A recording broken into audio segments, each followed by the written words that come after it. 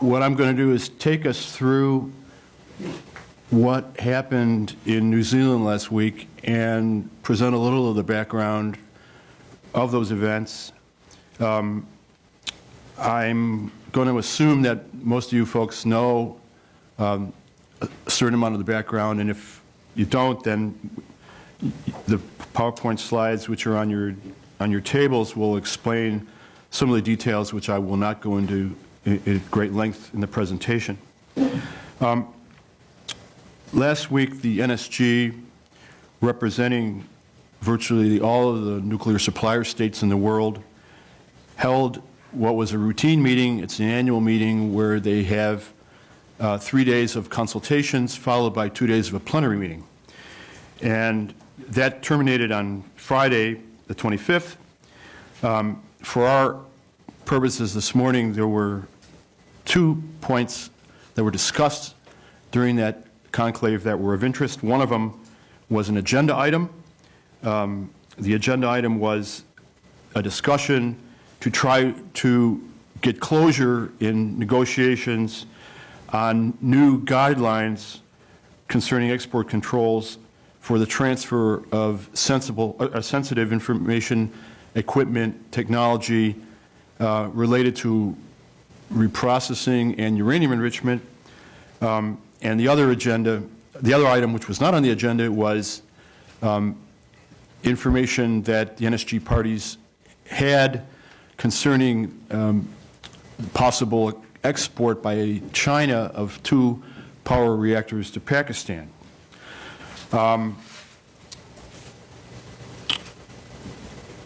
The background of this is that 1 month ago, 189 countries in the NPT agreed to a consensus final document at the RevCon in New York.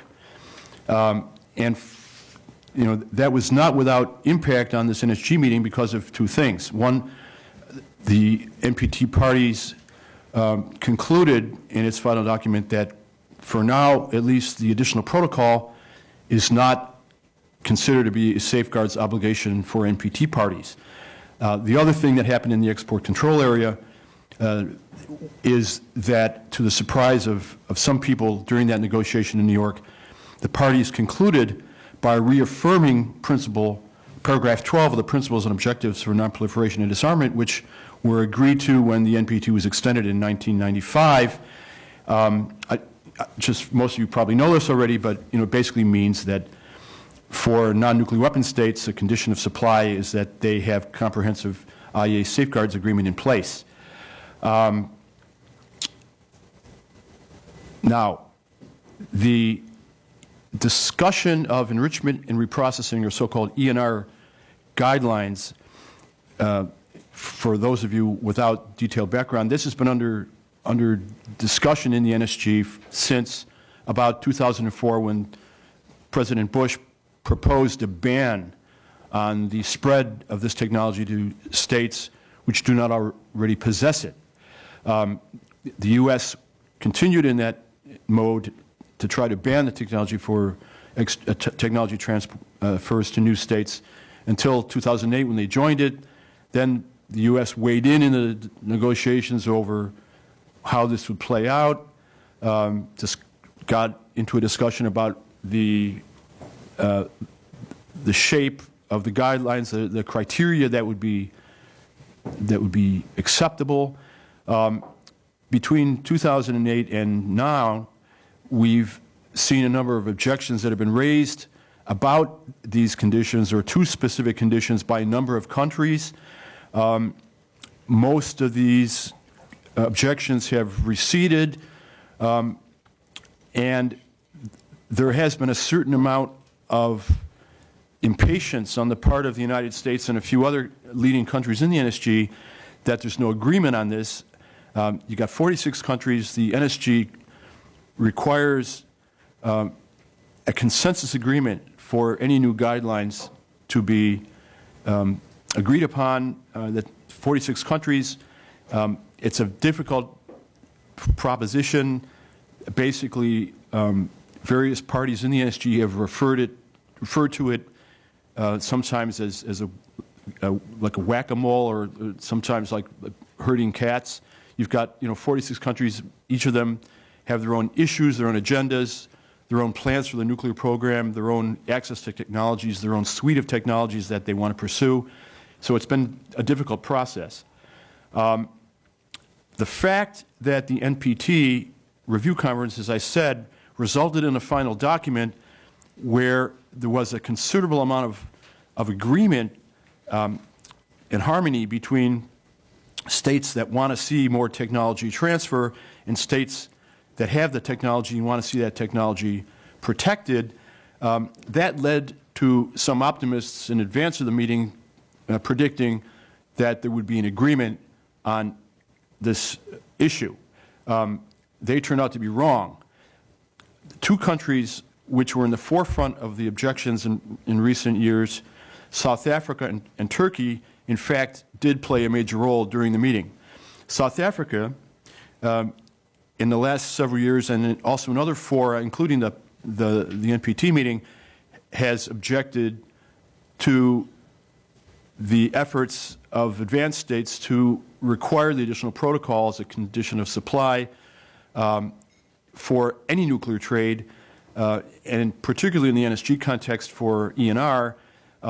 South Africa, during the meeting in New Zealand, pressed that issue again, but it looked as if in the last several days of the meeting that there was going to be some movement there. Basically what happened is that the negotiators in New Zealand ran out of time, and they were not able to get clarification from the government in South Africa about the final position of the South African government. Suggestion has been that personality politics and individual people that are in the South African government are playing a role in this, and that there's differences there that have to be ironed out. They did not resolve that by the end of the meeting, so that was tabled. What was not resolved in a far more dramatic fashion were objections that were raised or re-raised by Turkey, which in fact seemed to exacerbate the debate in the NSG over this whole issue. In 2008 and 9, Turkey, a country which has nuclear energy aspirations, including to a certain extent, at least in the fuel cycle for the future, in the past has objected to the subjectivity of certain guidelines which would basically allow technology holding states to not to supply Turkey or other countries access to technology because of their geographical location in a region, and specifically here in the Middle East or on the periphery of the Middle East.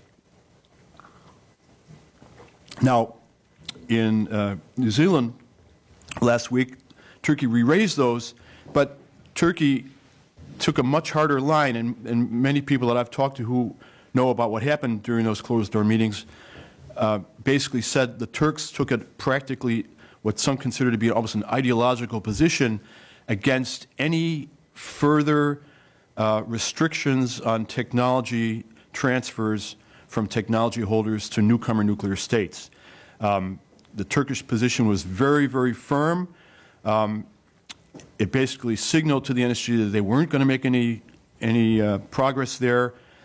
Turkey objects specifically to restrictions which would mandate technology holders to enter into new partnerships with newcomer states on the basis of a black box model in enrichment and reprocessing, meaning essentially that the technology holders would build a reprocessing plant or an enrichment plant in a newcomer state but would not transfer the technology to that party. This is unacceptable to Turkey on grounds of principle. The suggestion has been made to me by some people close to that meeting that the Turkish government's position on nuclear energy, on its role in the region, the TRR deal that the Turks made with Brazil and Iran, perhaps the intermezzo that we saw in the Eastern Mediterranean a few weeks ago involving the Israeli raid.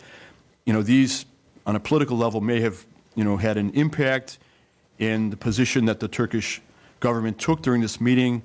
We can only speculate as to whether that's really true. In any event, Turkey took a very hardline position, and so now the NSG is before the dilemma of where are they going to go now. And the NSG put out a press release at the end of the meeting basically vowing that it would continue these negotiations. But, I'm given to understand that some parties in the NSG don't feel that would be a very productive way to go right now, that essentially Turkish the position and their shut off the bow basically informs the NSG's technology holders that, this is a non-starter. We're not going to do this. You're probably aware that in the run-up to the election of Yuki Amano as Director General of the IEA in 2009, a similar altercation took place between the NAM and advanced nuclear countries about the future of multilateral arrangements in the nuclear fuel cycle.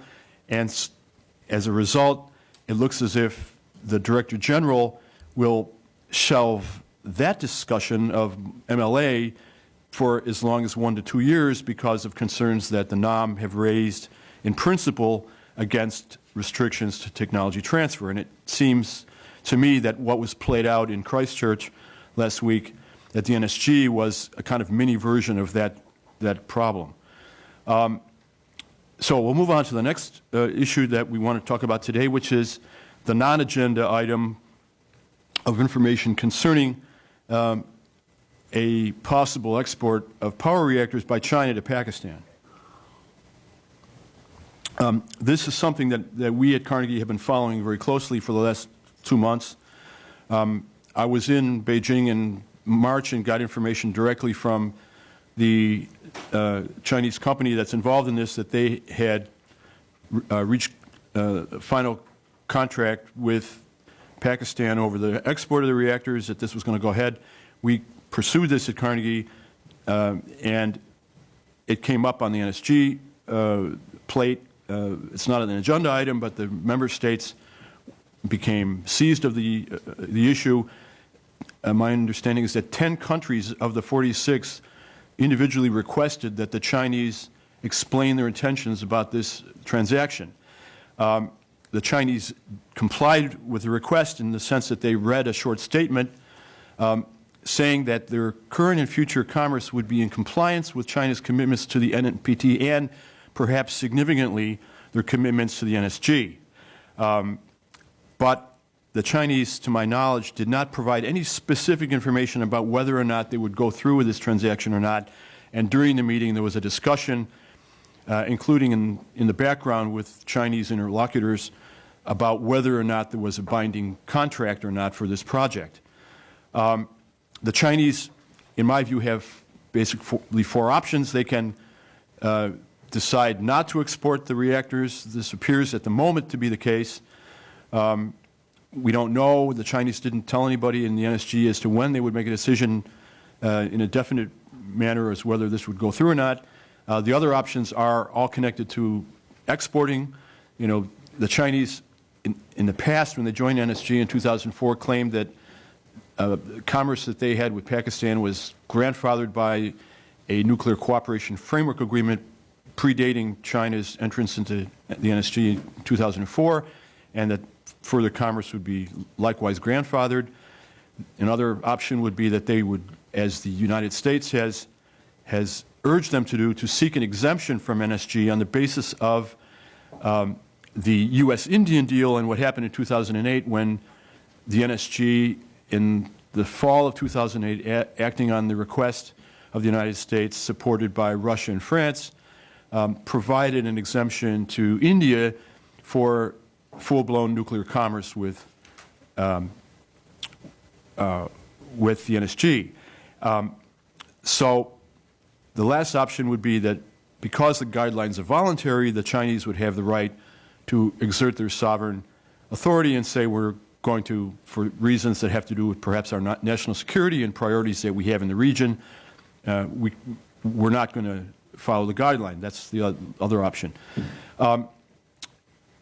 Should China export the reactors, at this point in time, it appears to me that there is no consensus inside the NSG about how to proceed. As has become known through statements which the U.S. has made to the press in advance of the meeting, the United States government made clear in advance that they prefer that China seek an exemption on the basis of statements that the Chinese made back in 2004 that the Pakistan-Sino agreement for nuclear cooperation allowed China to grandfather a limited amount of commerce, but certainly not any more power reactors. That's the U.S. position. I'm informed it's supported by at least a few other states in the body. On the other hand, there are other states in the NSG who are wary of going that route. They would prefer that China present bona fides which would demonstrate that the commerce could be grandfathered. That would be the easiest solution. Some people have told me, that would be the least damaging solution, because some of these countries that take this position were exposed to arm twisting by the U.S., by India, by France, by Russia in 2008 over the decision that the NSG had to take on the Indian deal. And having gone through that unpleasant experience in 2008, in 2010, they don't want to repeat that experience with China. There was also the concern among this group of states that should a deal be grandfathered, it wouldn't be credible, and it could provoke an unsettling reaction by the NPT parties who, as I said in the RevCon, made sure that the Indian deal was seen as an exception to the rules. So let's take a look at what's going on the ground. The Chinese officially have said nothing about this, neither to the NSG delegations behind closed doors, nor have they made any public statements saying that they will go through with this commerce. There's been a lot of, if you will, supporting and flanking information that's been coming across from unofficial people who speak sometimes for the Chinese government.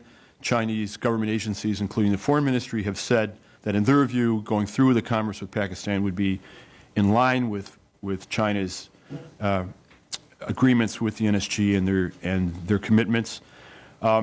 As I said, in China, in March, CNNC, the China National Nuclear Corporation, which is the biggest state-owned enterprise in the nuclear area in China with a payroll of over 100,000 people.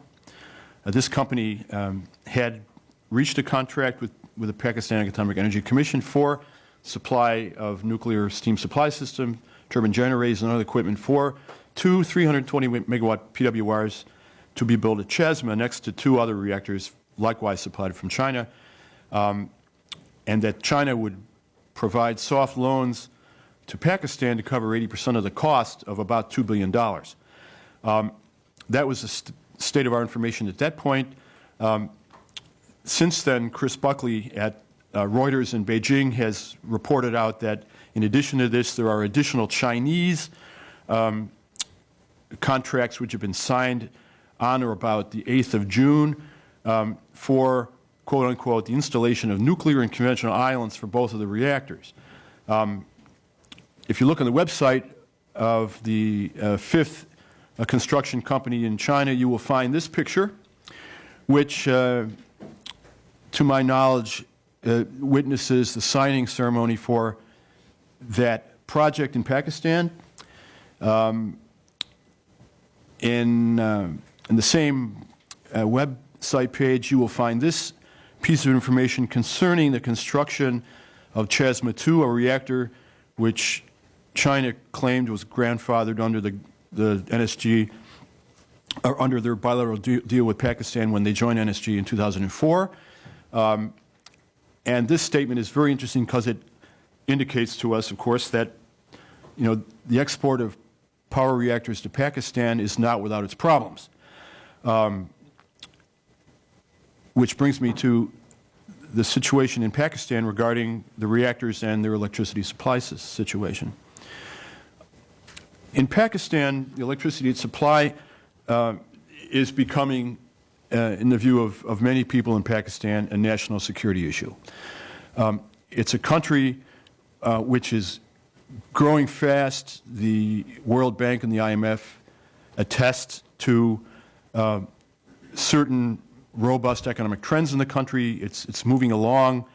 In this sense, in a very strong way, it is not anywhere near being described as a failed state or a failing state. Its economic entities are, to a very large extent, robust. They're exporting. They're producing wealth. But their electricity supply system is in very sad shape indeed, as this data indicates to us. They need more capacity. There's a shortfall. In 2008, it was at least 2,000 megawatts. Power demand growth is at 78%. The Pakistani companies, which are eager to do business and eager to attract new customers, are adding 1 million connections to the electrical grid in Pakistan per year. But significantly, over about the last decade, there has been basically no real increase in generating capacity in Pakistan. So what we see happening is that the crisis continued to move along during the Musharraf period. Many people probably don't realize that in 2008, when the decision came leading to the removal of Musharraf, the electricity crisis in Pakistan was a major factor in that, in the electorate in Pakistan. Sure, the Pakistani voters and Pakistani citizens were concerned about the Taliban, but the bottom line for them was that Musharraf and his government were not delivering, making sure that people had electricity. And this was an issue during the election. Since 2008, the situation has deteriorated more. The load shedding in the Pakistani grid has continued to expand in scope. And that's the background for the contract which has been reached between the two parties. The question remains, however, is on a deeper level as to whether or not Pakistan needs these reactors, or whether they would even contribute in the near to medium term to an alleviation of their electricity supply problem. And bottom line is that over the years, including during the entire Musharraf period, there was no political will in Pakistan to raise electricity prices. Has been urged by many outside of Pakistan who are working with Pakistan to improve its electricity supply situation. Fossil fuels comprise about 65% of the total generation in Pakistan. As we know, since about 2006 and 2007, the price for these fuels has been skyrocketing. It's led to an enormous deficit in the electricity production system in Pakistan, which the Pakistani state has had to cover. And some estimates I've seen from the World Bank indicate that those deficits might be as high as $2 billion per year. There's no investment, or very little investment, in existing infrastructure in Pakistan.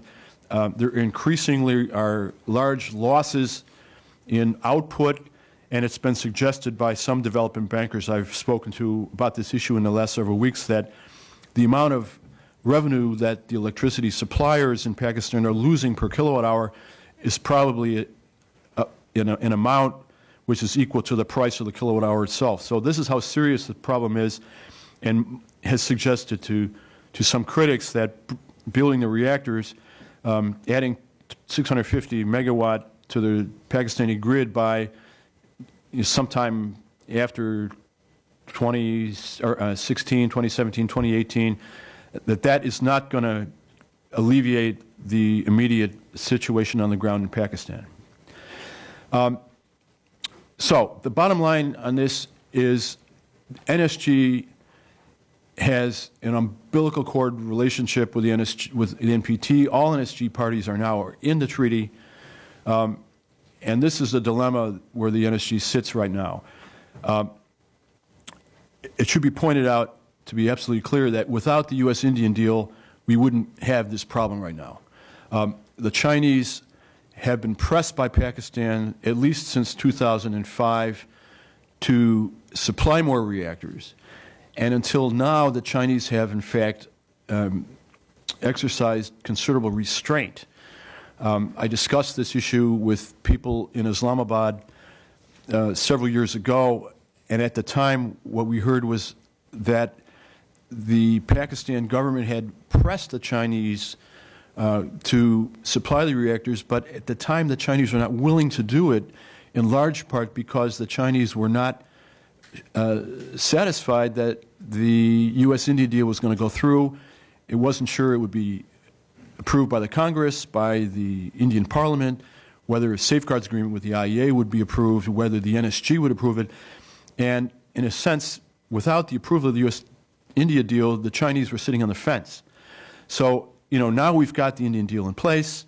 The Chinese, in the view of NSG parties, feel strongly that China can now, enter into the breach that's been opened up by the Indian deal and move on this at this particular time. They also realize that the United States government has a lot on its plate with China, that this would be an opportune time for China to press ahead with this. At the same time, as I said, 1 month ago, that RevCon final document speaks for 189 countries in the NSG, and it basically said, look, the Indian deal was an exception. Underscoring that when Iran's president spoke on the initial day of the NPT RevCon in New York, he basically said, why should non-nuclear weapon states in the treaty stay in the treaty if weapon states who are outside the NPT get a better deal? And this is, if you will, the sort of Damocles that hangs over this whole issue. As I also said, the NAM is arising. In the last several years, a chapter of the NAM has been started in Vienna. The NAM in nuclear supply issues is becoming much more active. There's a certain spillover into the NSG.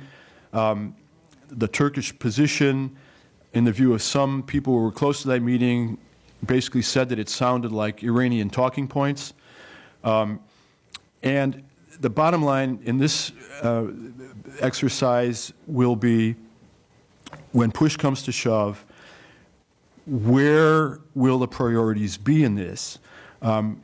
Is the priority going to be in satisfying the principles that were expressed by 189 countries in the NPT, or is it going to be a package deal that is going to be arranged or an accommodation to China and Pakistan to meet essentially existential security threats in Afghanistan and Pakistan? There are people who have argued that there should be a Pakistan NSG accommodation. Some of these people, Chris Fair, who's now in South Waziristan, she has communicated to me that she still basically believes this. People in the U.S. government have discussed it. It doesn't seem to be, getting traction in the U.S. But, the question is whether the U.S. government would accommodate this for reasons that don't have to do with nonproliferation, reflecting the decision that it took in 2008 to accommodate India for reasons that likewise did not have anything to do with nonproliferation. And in the deep background of it, of course, is a question as to whether or not the NSG, the NPT parties, stakeholders in the security dialogue in South Asia are going to say, it's time, after the Indian deal, now that we've broken that taboo, to look at Pakistan within, the broader architecture of the nonproliferation regime and the security problems that we have in the region, and try to craft a new nuclear order that would include all of the outlier states. I haven't heard anyone discuss that or make any linkages to this question either regarding the guideline issue or the China-Pakistan issue. But on the margins of this, there is a discussion about how that would happen, how that could happen. I have argued that one way to look at China and Pakistan and the NSG would be to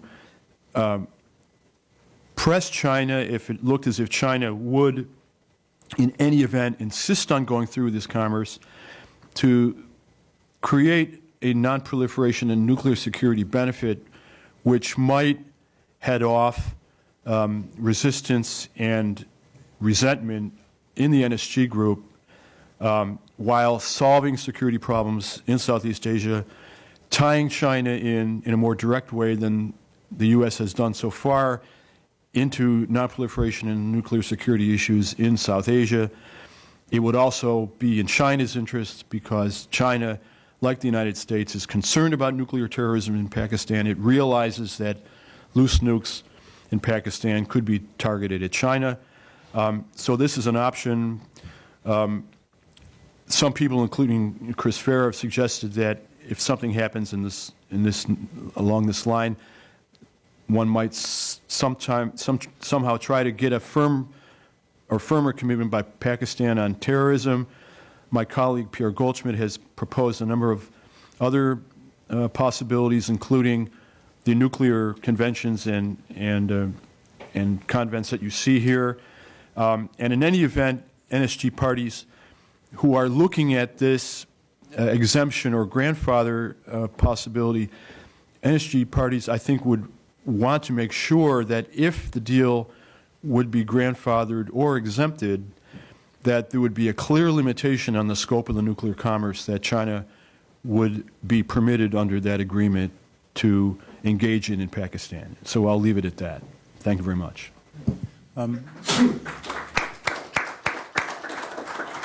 Thank you, Mark. There's clearly a lot to talk about there, so I'm going to hold off on any of the questions I might have, and let's open it up, and I may jump in at some point. Please raise your hand. Someone will come to you with a microphone, and then, identify yourself. Let's start in the back there, Keith.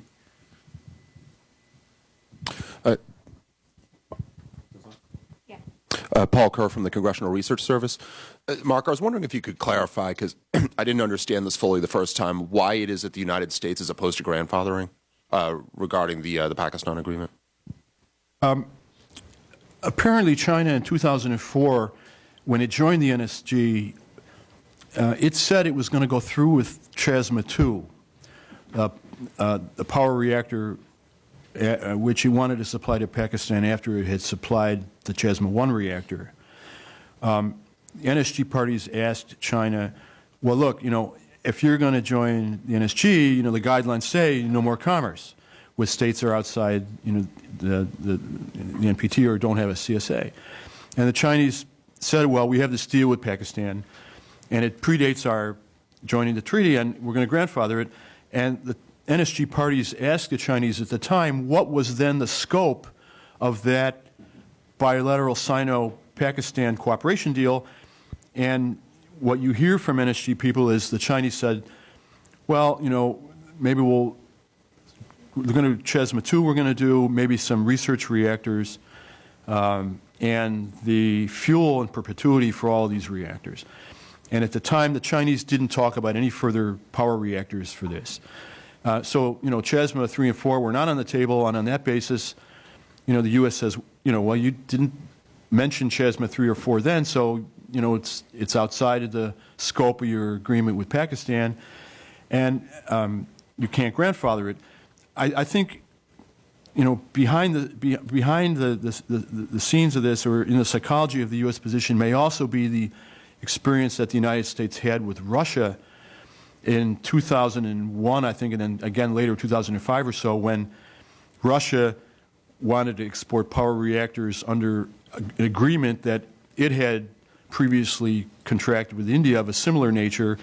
I know for a fact that U.S. government officials asked their Russian counterparts to provide, in fact, documentary evidence that there was an agreement with India that included more power reactors to India, and the Russians didn't provide anything. The U.S. was not happy about this, and then the second part of it was that the Russians later on then argued that on safety grounds, invoking an exception clause in the NSG, on safety grounds, Russia could supply uranium fuel for the Tarpur reactors that likewise, did not please the United States. So the whole issue of grandfathering is a very sensitive matter to the U.S. So they're kind of allergic to it to begin with, and so their position is informed by this. So that's the reason I think that the United States doesn't want to go that route.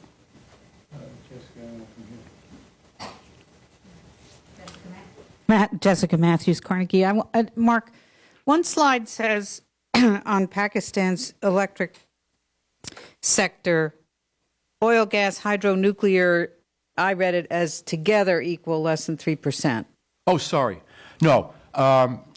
Most of it is fuel oil, natural gas, and hydro. That's practically all of it. The nuclear share is 3%. That's it. They got a couple of reactors online. It's about 2.5% of the whole generation. Okay. Sorry. And then to talk a little bit about the 30% output loss. If that's 30% of 20,000 megawatts, it's 10 times the size of the sale. Have we looked at what the investment is to correct it, et cetera? Well, Jessica, I don't think it would be 30% of 20,000 because I believe that the capacity factor for the Pakistani electricity supply system is very low. I'm only guessing, there may be people in this room who have a better idea of what's going on the ground in Pakistan. I would be surprised if the total capacity that's in use right now would be any more than between 13 and 15,000 megawatt. It may be, in fact, considerably less than that. So all across the board, they have major, inefficiencies in the system that lead some people to believe that the way to go in Pakistan to address their problems is by a series, of programs and measures that wouldn't have anything to do with building nuclear reactors. Or any capacity. Well, they might, there's a possibility that, there hasn't been any capacity built. I mean, it must be said that for the last decade there hasn't been any new capacity, and it would be logical that Pakistan, in trying to meet a power demand growth of 7 to 8% per year, would certainly schedule and budget additional capacity building, but it hasn't happened. And a lot of people basically said it doesn't have to be nuclear, and it would be, bringing non-nuclear sources of supply on in Pakistan would be a quicker solution than building a reactor. But has the World Bank or anybody actually done a serious look at what it would cost and to remove some of the current output losses? That's a good question. I don't know. The World Bank, to my knowledge, has a fairly piecemeal approach to this. They're aware of the problem in Pakistan. If you look at their documents, they're clearly very well informed about the whole situation. I don't know if there's been a country study that has drawn conclusions about what the total investment package would be. Economic problem. I mean, you have the polity and the parliament controlled by people who don't want to pay for electricity, who also don't pay taxes, and have no interest whatsoever in changing any of that. So if the Chinese or somebody want to come and build a plant, they'll steal that electricity too. But nobody there would invest in a power plant because you're not going to get paid. And part of the shortage now is the fuel suppliers, because of burn oil, aren't getting paid.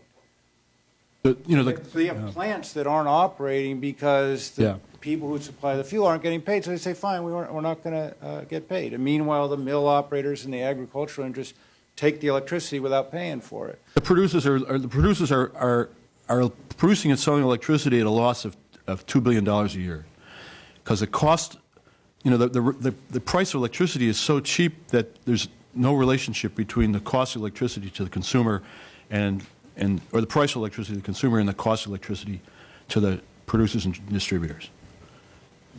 You, sir, and then in the back. Thank you very much, Raghuveer Goyal from India Globe and Asia Today. My question is that both nations, China and Pakistan, are rogue nations in many ways, like sporting terrorism and also lack of human rights.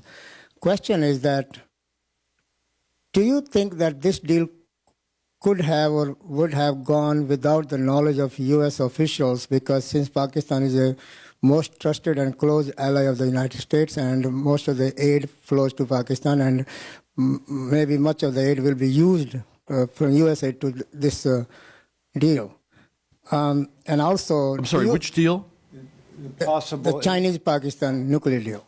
And finally, do you believe that there will be a competition or nuclear race between India and Pakistan because of this deal in the future? Well, I don't think that, the United States doesn't really factor into whether or not China would export a reactor to Pakistan. The United States doesn't have any real options. As I said, the NSG guidelines themselves are voluntary. The United States is, has a lot of issues with China right now, and there's nothing that the United States could do to prevent China from going through with this deal. There's no relationship there. Regarding your second question, I don't see the supply of power reactors to Pakistan as playing any serious role or having any serious effect on the security balance between Pakistan and India. I think with the Indian deal, you could make the argument cogently that there was a connection. Pakistan has eloquently made that at the CD earlier this year. That, in fact, the Indian deal has essentially freed up uranium that could be used for its nuclear weapons program. I think in the case of Pakistan and the Chinese reactors, I see this is an additive program. I don't see any serious or major impact on Pakistan's defense situation vis-a-vis India coming out of a deal like this. Yes, in the back. Yeah. You need the microphone. Thank you. Stephen Dolly with Platts. Well, Mark just answered the question I was going to ask about diplomatic leverage, so let me broaden it out a little bit. If this does go through and the Chinese-Pakistan nuclear deal, what is the future prospect of the NSG as a way of if not controlling exports, then at least regulating to some degree? Is there any way to staunch the bleeding or save it, or will it just be a case of we don't export to non-NPT members except when we do? Well, I think it should be pointed out to begin with, which I didn't do before, that NSG does a lot of things. NSG doesn't spend most of its time dealing with commerce to outlier states. It spends most of the time, looking at all kinds of nuclear transactions involving 189 NPT parties. This is a very small, tiny fraction of what the NSG does. That being said, you're correct in pointing out that if this commerce takes place, the NSG is going to have a case of heartburn to deal with, because it gave in on the Indian deal. Now we have Pakistan, and we have 189 countries in the NPT, which got their back up in May. You got to understand that during the negotiation of the RevCom, it looked as if, in the view of some people that were watching that negotiation, that the supplier states might waver and temporize on the paragraph 12 from the extension decision, which basically mandated CSA. And that didn't happen in part because of the extremely strong reaction by NOM states and other non-nuclear weapon states in the NPT during that negotiation, which wanted to make absolutely clear in a final document that the U.S.-Indian deal is an exception. And now, they basically put the NSG on notice that if they if they permit an exception to Pakistan, there could be hell to pay, and that's what President Ahmadinejad, basically was referring to in his opening statement when he talked about commerce from, NPT states to weapon states outside the treaty. This is a potentially explosive issue. The question is, does that play out in having a bunch of NPT countries leave the NPT because of this? I don't think so. But it would certainly increase the motivation of some of these countries to push the edge of the envelope inside the NPT and want to have capabilities that would put them on the brink of a nuclear weapons capability, maybe very similar to what we've seen in Iran. You got to understand that in 2004, the Bush administration basically started this issue, in the view of some critics, created the problem by telling the world that the U.S. wanted to ban the further transfer of this technology to states outside of a small group or cartel of technology holders. And until then, there wasn't really any push by, non-nuclear weapon states inside the treaty to get that technology. But the fact that, the Bush people were talking about banning it certainly, set alarm bells off in certain countries that were becoming very interested in having nuclear energy and were concerned about possible political supply interruptions. Others had a certain suite of technologies which they'd already developed. Others had market opportunities like Canada, which had a definite rationale for doing uranium enrichment, had very strong non-proliferation bona fides. These countries, said, wait a minute, you're telling us we can't enrich, we can't get access to the technology, and they started making objections. And, now if the Pakistan deal goes through, it's perfectly likely that the non-nuclear weapon states which don't have the technology will say, okay, to bring it full circle and back to the ENR discussion, we're cutting it off right now in terms of tighter controls. We will not accept any further restrictions on any nuclear technology transfers. And this is, on the periphery, going to cause the NSG heartburn in other areas. For example, if you look at one of the things the NSG is doing, including it was discussed during this meeting last week, is its outreach program to universalize the guidelines.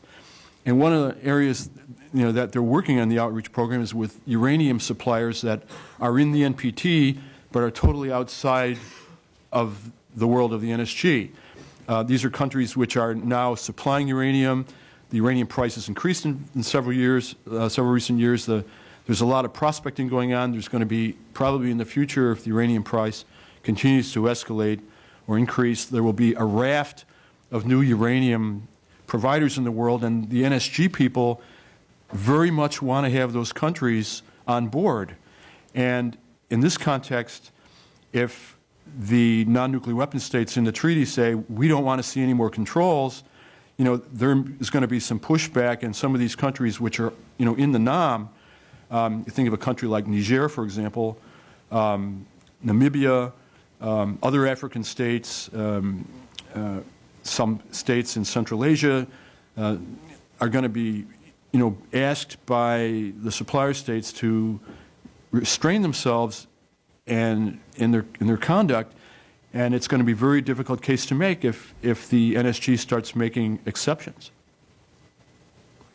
I just want to add, and I'll take this point back, but I'm just building on what Mark said, and if you look at the totality of the issues, whether it's China, Pakistan, the question about managing enrichment and reprocessing, Turkey's view, and then if you add to that the recent discussions where Turkey and Brazil engaged with Iran to try to work out the fuel arrangement for the Tehran research reactor, I mean, it's really apparent that we kind of have a reordering of the nuclear order, as it were, and new players asserting themselves in what is not a really structured discussion or arena about what are going to be the terms of the rules going forward. In a lot of ways, the India deal, this is one of its most horrendous unintentional consequences, I think, was it opened up a lot of stuff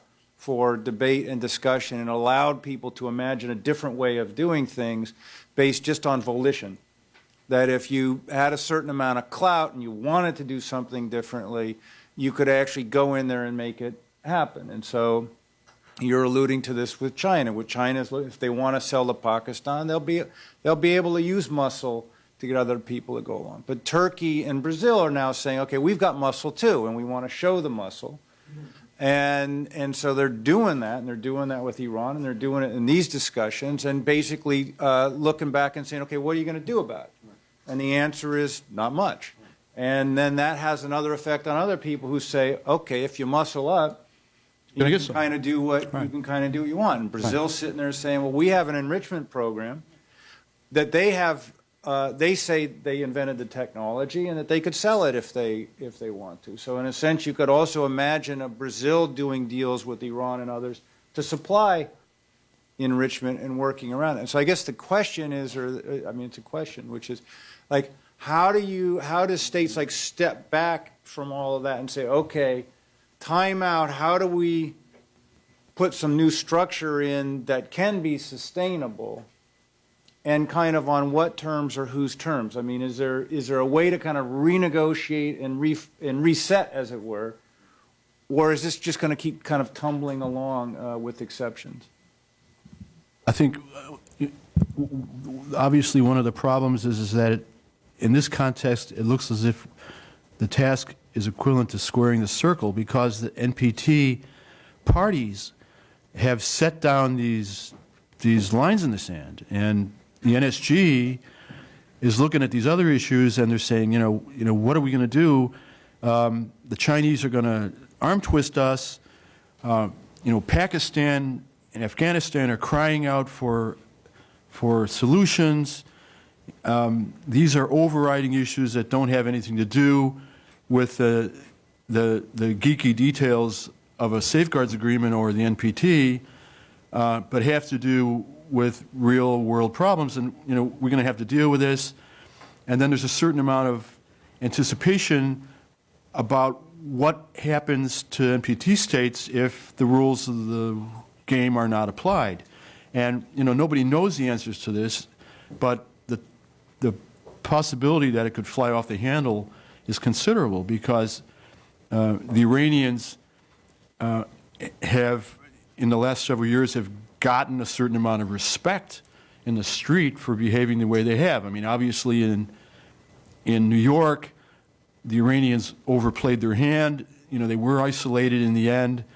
The NAM states told Iran, we're not going to let you hijack this conference. We're going to make this deal. And Iran, crossed the line with the NAM. But it would be a mistake to assume that on major political issues like this that get traction in NAM governments, that the fact that Iran was isolated at the NPT meeting because the Iranians made a tactical miscalculation, we should not conclude from that there's not going to be some rapport on this existential issue between Iran and the NAM in maybe another context when it has to do with, states outside the treaty, getting access to trade that they can't get. And you're going to see, a regeneration of, a stronger relationship between Iran and the NAM on these issues. In the back, and then next. Mohammed Atif for the VOA. My question is a two-part question. If U.S. and China can bring Pakistan and India in NPT, do you think it is going to control the damage of NSG and control the damage on its effectiveness? And second, if China goes through, which looks like it's going to go through, do you think any kind of international oversight is required? Well, your second question has a fairly simple answer. The reactors that China would supply to Pakistan, in this case, as in previous cases, would be under IAEA safeguards. There's no question that they would be unsafeguarded. I think some of the discussion about a deal with China and Pakistan through the NSG, some of the discussion gets into more greater levels of oversight and actions that Pakistan and China would take to improve, physical protection, nuclear security, other things which you can consider international oversight, if you will, in the most umbrella sense of that term. But I don't think the oversight issue here is too significant. Could you repeat your first question? Yeah, it was about bringing Pakistan and India and NPT. Oh, well, that's not going to happen. Both of them are de facto weapon states. They've made very clear to everybody that NPT membership is not on the table. If there's going to be an accommodation in the region, it's going to be outside of the NPT, and anybody who thinks that either of those countries will join the NPT basically lives on a different planet than the rest of us do.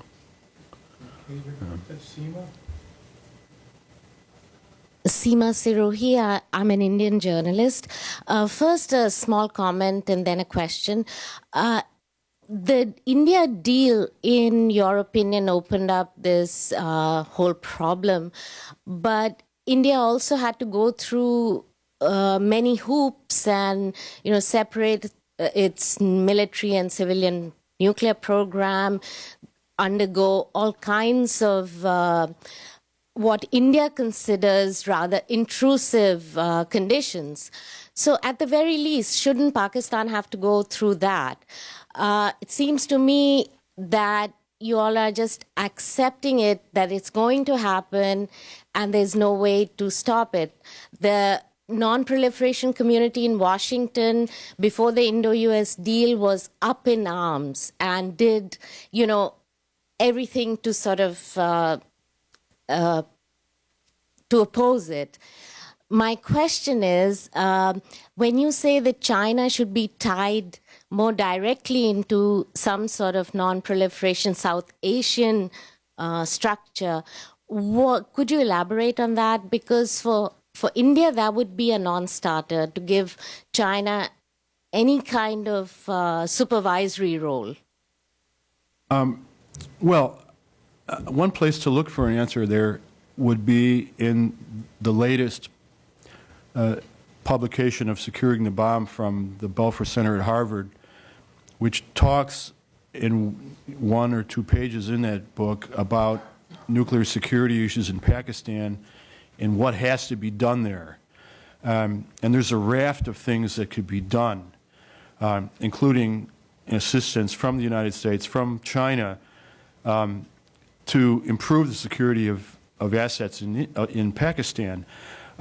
Let me point out that one of the reasons that I suggested that as a possible option is because in recent years, as you know, Pakistan has become almost existentially allergic to interactions with the United States having to do with the security of nuclear weapons and nuclear assets in Pakistan. And I submit that, China has had a far greater level of cooperation and interaction with Pakistan over the years, allowing China to perhaps get past some of the existential angst, if you will, that the Pakistanis are feeling vis-a-vis Washington on some of these security issues. It would be easier, perhaps, for Pakistan to cooperate with China. The other side of the fence, it might be possible for the United States to accommodate this because, as you recall, since the early 80s, the United States and China have been in a great deal of interaction and cooperation and dialogue and debate about the future of nuclear cooperation between China and the U.S., and the two countries had to work through a lot of non-proliferation problems, including issues concerning China's exports of nuclear technology to Pakistan, including for its nuclear weapons program. So, the U.S. and China have been over this ground. They've worked out a way to interact. There is, a way for China and the United States to solve these issues and discuss them, and it would be possible, perhaps, for the United States to work with China and Pakistan, and to this end. To get back to the point you raised about the Indian deal, I submit that India might not like the idea that China would interact with Pakistan in this way, but I also submit that India knew in 2005 when the deal was proposed, the bilateral U.S.-India deal was proposed, the Indians were aware, certainly, that for the United States, the Indian deal was not about nuclear energy. It was about reorienting America's global relationships, and its strategic rebalancing, if you will, its relationship with China and India in the world. And the Indians certainly knew that. For the Indians, the nuclear deal was an opportunity. And for the U.S., it had to do with, strategic matters. And the Indians knew that, and they went ahead with it, understanding that that Indian deal would be considered by Beijing to be a challenge. So, the biggest problem for India would have been, dealing with that and not dealing with, a modicum of additional cooperation between China and India, China and Pakistan in a nuclear area. I do, acknowledge, of course, that there would be questions that would be raised by the U.S. and others about, the nature of the cooperation between China and Pakistan, and, there would be some kind of mechanism which would have to be put in place to assure other countries in the NSG and also India that the Chinese cooperation with Pakistan in this area would not spill over into additional aid for its nuclear weapons program. I want to add a little to that, because I agree with what Mark said, and he was probably more diplomatic than I'll be. But and I also think it's a bad idea for anybody to be supplying Pakistan with more reactors for the economic and other reasons there. That doesn't. It'll take a long time. It'll cost way more money than people think. You could take that money and time and provide more electricity to Pakistanis, sooner with none of the side effects. So, but like Mark said, look, this was totally predictable. It wouldn't be happening at all if there weren't the U.S.-India deal. And when that deal were proposed, the first thing many of us said to the people in Washington who proposed it in India was, you do know that China's going to get even, right?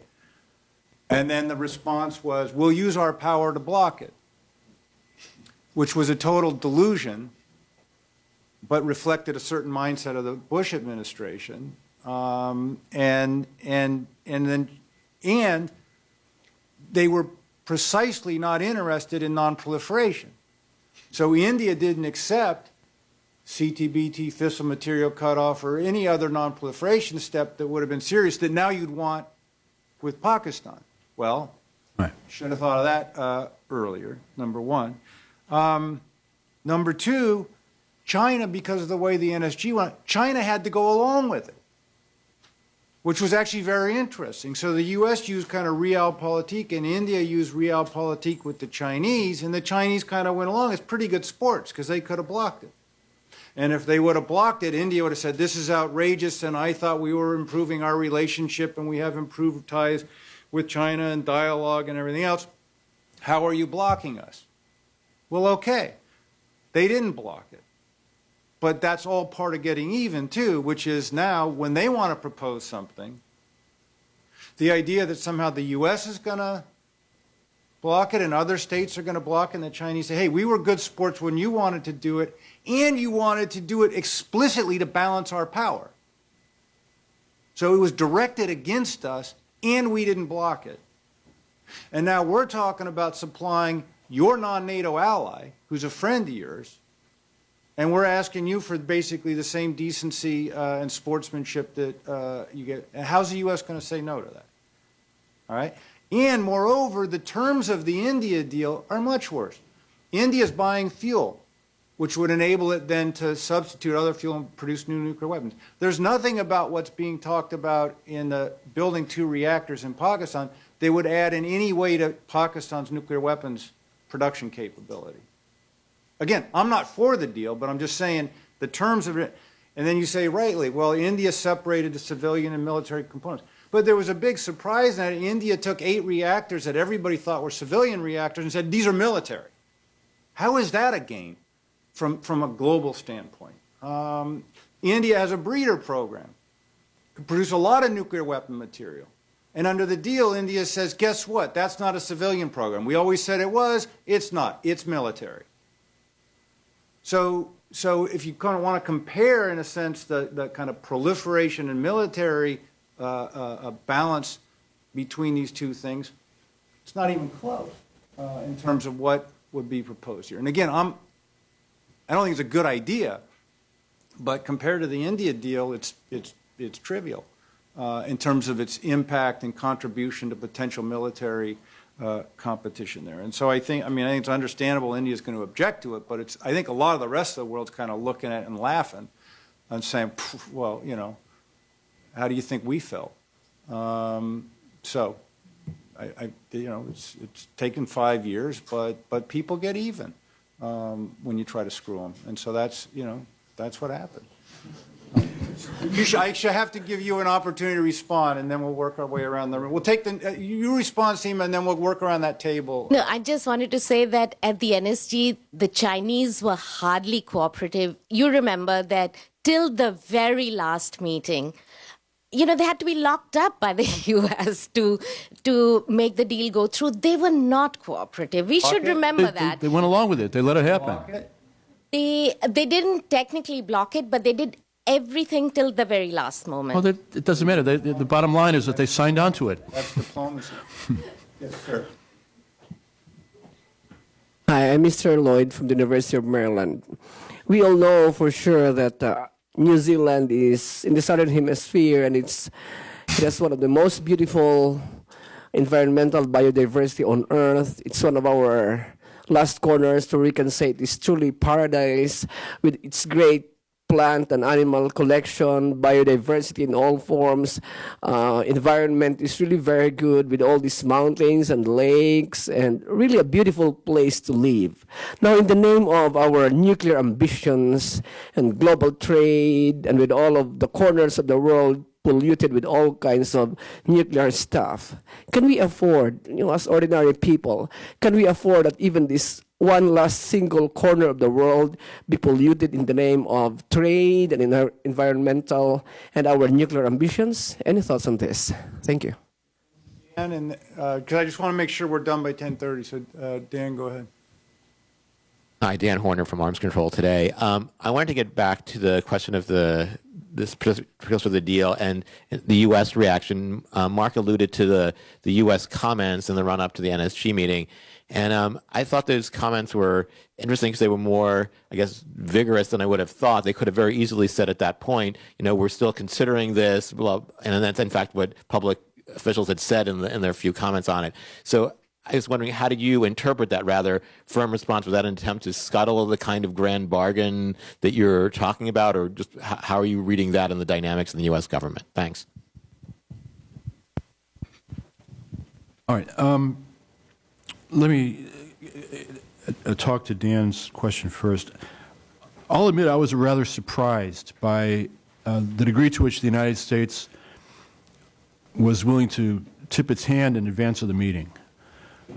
We've known for a long time that the U.S. had, these bellyaches about the grandfathering in Russia.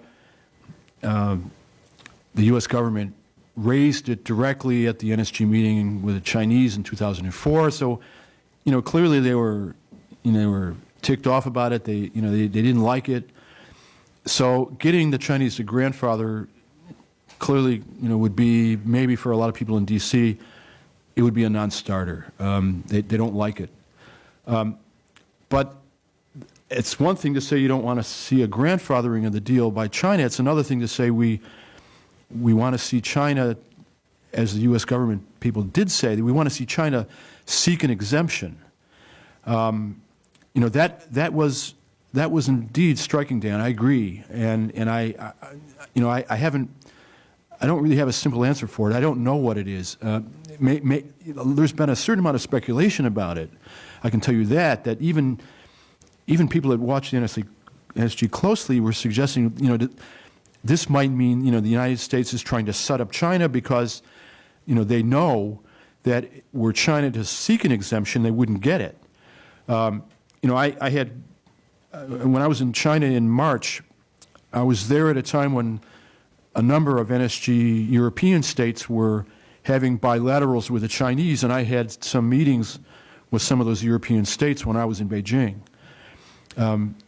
surrounding their discussions with the Chinese, and they told me clearly that in their view, this was March, they in their meeting with the Chinese, they told China, they told their Chinese counterparts that China wouldn't get an exemption. That the NSG, especially depending on how the RevCon plays out, there's no mood in the NSG to give China an exemption for any more trade. So it might have been the case that the U.S. government, when it crafted this position, anticipated that the NSG parties, which, by the way, include a bunch of white angel states, including New Zealand, to get back to the other gentleman's question, who were arm twisted by India, the U.S., France, and Russia in 2008, and they don't want to see that happen again. And these countries, are not going to want to agree to a deal giving China an exemption. And it may have been the U.S. position that they just basically felt that if we get China to go down this road, China will not succeed, and we'll solve the problem by that, in that way. That might have been the calculus. So to be fair, no one in the U.S. government has told me that, and I don't really know that that's true. But I did have these interactions with the smaller Euro states in Beijing, and that was clearly the impression that I had about what they were expecting. As far as New Zealand goes, New Zealand was a country which was, in fact, rolled by India during the 2008 deliberation. New Zealand is a country in the White Angel Group which has very, very strong non-proliferation bona fides, and the statements that the New Zealand government have made, are time-honored and are reiterated again and again, including in the NSG. And the New Zealanders have the bitter experience of having the Indians, in the advent of the decision by the NSG in 2008 to provide India an exception. India muscled in on New Zealand and put its entire trade relationship with that country on the line. And, New Zealand, I can tell you that Madam Ambassador probably was not very happy about anticipating the possibility that they would face a decision to make by NSG about giving China an exemption for trade to Pakistan. Actually, I had promised Alan Weir, who's a New Zealander, Kiwi, so I'll give him the last question, Alan, and we'll wrap up. I didn't mean to forget coming back this way. Thanks, George. Alan Weir from Parliamentarians for Nuclear Non-Proliferation and Disarmament from New Zealand. You were talking a little bit about Pakistan's electricity needs as one of the stimuluses for the nuclear energy program and developing that further. Similarly, in the developing countries, non-aligned countries, the increasing electricity needs are part of the stimulus for more of them being interested in the nuclear energy programs. and are part of resisting the greater controls as part of you ensuring a secure supply for that. But George, you were saying, that in reality, the nuclear energy would be very difficult in fulfilling some of these, particularly in the short term, because it takes so long to build a nuclear power plant. There's also problems loading an already overtaxed grid with a very centralized energy source, when in the developing countries, in particular, to reach those without electricity, it's probably better to go for some of these small-scale renewable energy technologies, which can actually reach the villages which might not be on the energy grid. The difficulty, though, is that with nuclear energy, there is a lot of international assistance, particularly through advice and assistance from the International Atomic Energy Agency, as well as from the corporations and the countries involved in that. On the development of renewable energies, there's not quite so much assistance, so there is now the new International Renewable Energy Agency. What sort of, in terms of trying to provide some carrots, not just restrictions, when you're trying to put in restrictions on the nuclear energy, is there any capacity for the International Atomic Energy Agency or the Nuclear Suppliers Group to work a little bit more in conjunction with the International Renewable Energy Agency to assist the developing countries in developing the energy needs, sources that would be appropriate for their particular energy grids and capacities, rather than going for the nuclear energy which might not be suitable for them? Thank you. Well, the NSG, it represents the interests of nuclear supplier states, and it's totally unconnected to the Renewable Energy Agency, as well as the IEA is likewise not connected. George probably might have something to say about the other things that your question addresses regarding the security dialogue that's going on between the United States and Pakistan, because the U.S. has told Pakistan in the context of that security dialogue they don't want to do a nuclear deal with Pakistan, but they are sensitive to Pakistan's needs in the energy supply and demand area, and the U.S. is working with Pakistan on non-nuclear energy issues. I mean, but there's a big issue here, which is some of the attraction of nuclear is status, symbolism, its prowess, and so on and so forth. It has nothing to do with supplying energy to people or economics. So that doesn't fit. The U.S. is interested and should be interested in supplying electricity to Pakistan, but all of the issues I talked about earlier in terms of pricing, corruption, and everything else are there. And I will tell you, I was in Pakistan, this is like 8 years ago, working on this, going around and talking to people about renewable energy, because so much of the population's away from a grid. And it was explained to me why the government of Pakistan, why there wasn't more of these projects in Pakistan. And the guy said, the invoices are too small, meaning you can't steal money from village-level renewable energy projects, but big centralized electricity they'll support because you steal the money off the contracts. And so he said, as long as the contracts are small, we'll never do it. So again, that's not a technology problem. It's not an NSG problem. It's a governance problem. It's an internal problem. On that happy note, we